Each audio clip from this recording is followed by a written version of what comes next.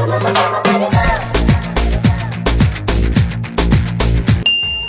Game பிளேவும் இந்த மாதிரி தான் இருக்கா? உங்களுக்கு இன்னும் ஒன் டாப்பே அடிக்க முடியலையா? அதுக்கு ஏற்ற மாதிரி தான் நான் ஒரு ட்ரிக் கண்டுபிடிச்சிருக்கேன். இந்த ட்ரிக்கை இந்த மாதிரி யூஸ் பண்ணிங்கன்னா நீங்களும் ஒன் டாப் அடிக்கலாம்.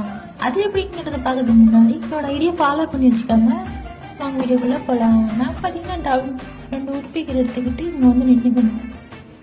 நின்ட்டு ஸ்கோப் போட்டுக்கோங்க. அப்புறம் ஹெட்டுக்கு வச்சுருங்க.